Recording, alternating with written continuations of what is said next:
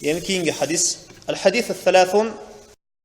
عن أبي ثعلبة الحشني جرثم ابن نشير رضي الله عنه عن الرسول الله صلى الله عليه وسلم قال إن الله تعالى فرض فرائض فلا تضيعوها وحد حدودا فلا تعتدوها وحرم أشياء فلا تنتكهوها وسكت عن أشياء رحمة لكم غير نسيان فلا تبحثوا عنها حديث حسن رواه الدارقطني وغيره.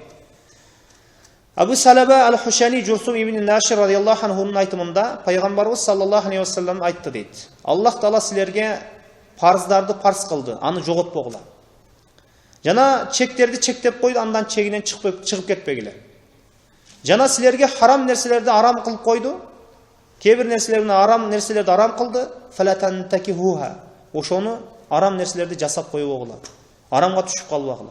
Кейбір нәрселерді Аллах Таала унчукпады. Сілерге райым қылып, ұнытпастан деді. Фала табахату анха. Ошол нәрселерді іздебегіле. Хадис Хасан Дарқутни ва гайри. Хадис Хасан. Бұл хадистин иснадында сөз бар. Заифтік жері бар. Шейх Албани рахимахулла заиф деген. Бирок имам Науави рахимахулла бұл хадис мани тараптан аябай күшті болғандықтан бұл хадисті Хасан даражасына көтерген. Мына ошол себепті кейбір алымдар имам Науави рахимахулланың пикирини колдогон. Ошондуктан имам Ан-Науави рахимахулла бұл хадисті 40 хадиске қошқан, бирок санадында заифтік жері бар. Бір кишинин заифтік жері бар. Санадында калам, мындайча айтканда сөз бар. Бирок мани аябай туура. Ошондуктан кейбир алымдар муну Хасан даражасына, сахих даражасына чыгарышкан. Валлаху алам. Эми Аллах Таала буйрган милдеттерди, мына ибадаттарды таштабай аткаруу керек. Мына 4 сөз менен диндин баарын Пайғамбарыбыз түшүндүрдү дейт. Мисалы үчүн парыздарды жоготпогула деди. 5 вакыт намаз, Рамазан айынын розосу, ажылык. Жана ошондой эле чек араларды коюп койду, шарият чегарасы. Мисалы үчүн шарият чегарасынан чектен чыгып кетпегиле. Ала ликулли маликин хима, ала инна хималлах махариму. Ар бир падышанын чеги бар. Ал эми Аллахтын чеги бул арам нерселер. Эми парыз намаз, орозо, хадж, зекет. Мына ушулар парыз ибадаттар. Мына ушуну жоготпогула. Өз ордунда сактагыла. Биз айтып өттүк, пенде Аллах Таалага парыз ибадаттар аркылуу гана жакындашат. Парыз ибадаттарды аткаргандан кийин андан кийин нафил ибадаттар аркылуу жакындашат. Нафил ибадаттар ошол пенденин даражасын көтөрөт. Жана айтпадыкпы, сабикуна бил хайрат, жакшылыкта жарышкан пенделердин катарына кошулат. Мына ошол 5ке кире турган 3 топтун бири, жана эсепсиз кире тургандардын бири. Ва хадда худудан фала та'тадуха. Жана Аллах Тааланын чегарасынан чыгып кетпегиле. Шариаттын чегинен чыкпоо дегени. Арам нерселерге түшүп кетпөө дегени. Ар бир ибадаттарды өз ордунда аткаруу. Мисалы үчүн бидаат нерселерди жасоо дагы Аллахтын шариятынын чегинен чыгуу. Мына ошондуктан Аллах Таала бизге эмне пайда, эмне зыян экендигин жакшы билет. Мына ошондуктан ар бир инсан бир ибадатты аткаруудан алдын жакшылап такташ керек. Мына ошондуктан бул нерсе барбы же жокпу деп. Мына Кур'ан-ы Каримде "Ва ла тaqrabu zina innahu kana fahishatan wa sa'a sabila".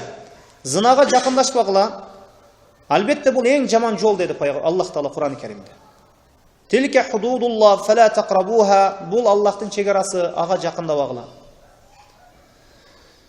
Мына "Ва харрама ашия фала тантакихуha". Аллах Таала арам кылды дейт. Кейбир иштерди, мына бир иштерди арам кылды. Ошол нерсеге түшүп калбагыла. Мисалы арам иштер зына, арак ичүү, гыйбат, мына ошол нерселер. Мына Пайгамбарыбыз саллаллаху алейхи вассалам айтты: "Ма нахайтукум анху фажтанибу, ва ма амартукум бихи фату минху мастататум". Мен силерди бир нерседен кайтарсам, колуңардан келишинче мен силерге ошол нерседен кайткыла. Эгер бир нерсеге буйрсам, колуңардан келишинче аткаргыла. Ва саката ан ашия. Кейбир нерселерди Аллах Таала не унчукпады. Рахматан лакум, силерге райым кылып, гайра нисиянин, унутпастан. Аллах Таалада унутуу деген сыпат болбойт. Фала табахату анха, ошол нерселерди издебегиле. Кейбир нерселердин өкүмдөрүн айткан жок, кейбир өкүмдөрдү айткан жок. Бизге райым кылып, бул Аллахтын өзүнүн хикматына лайык. Кейбир нерселерди жашырып койду. Аны издебегиле, бизге райым кылды. Мына пайғамбарыбыз саллаллаху алейхи вассалам мына ажылық туралы айтқанда бір кіші шығып, жыл сайын ажылық қылыш керек пе деді. Мына ошонда пайғамбарыбыз ооба деп қойғанда, анда пайғамбарыбыз айтады, егер ооба деп қойғанымда, анда бұл нәрсе сілерге қиын болып қалмақ дейді. Ошондуктан пайғамбарыбыз саллаллаху алейхи вассалам шыққан жоқ. Мына ошондуктан 4 нәрсе динибизди өз ішіне алады.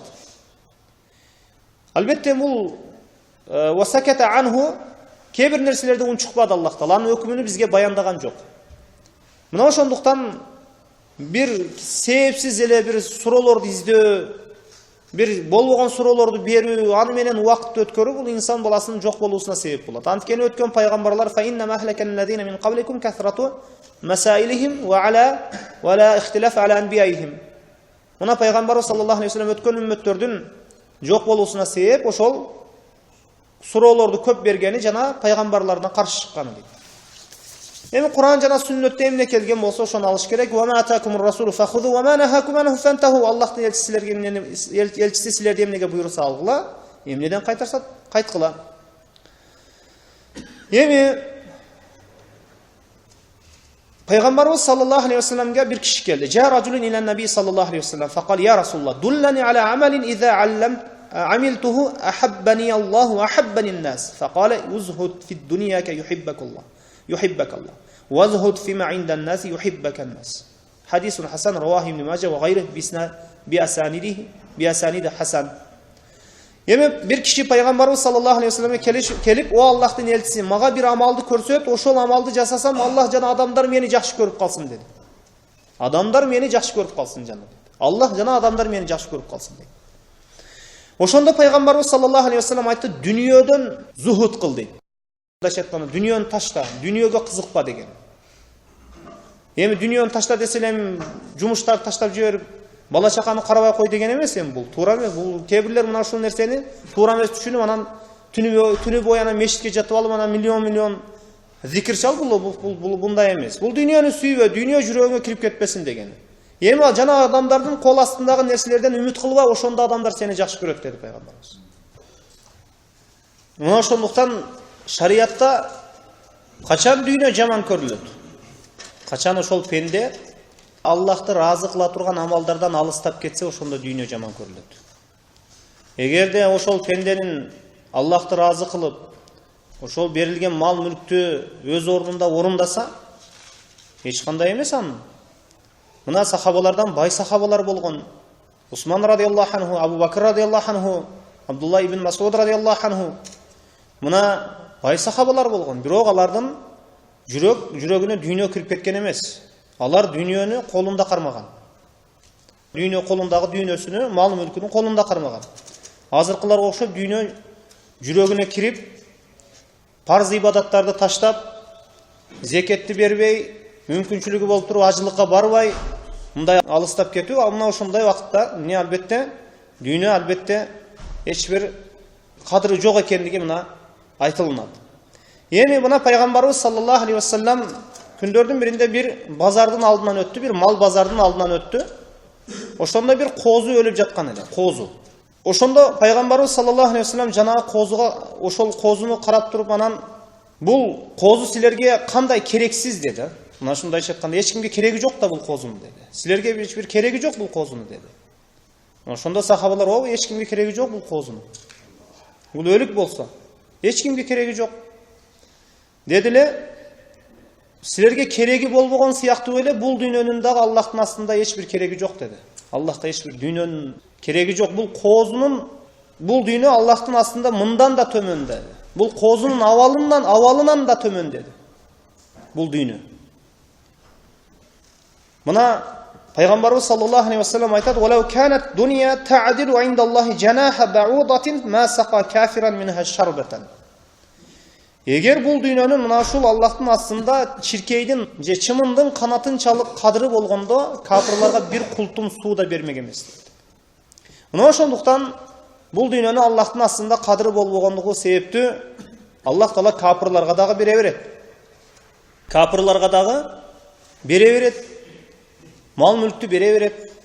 Ар-Рахман мунафыктарга дагы, кафирларга дагы, иман алсыз мусулмандарга дагы баарына райым кыла берет. Бирок бул дүйнөнүн кадыр өлчөмү Аллахтын астында жанагы өлүп жаткан козунан дагы беттер. Же бир чолок козунан дагы беттер. Буту сынган козу кимге керек? Мисалы үчүн буту сынган козуну базарга алып барсаңыз эч ким албайт. Эч ким албайт. Бул буту сынып калып туруп мага эмне кереги бар дейт.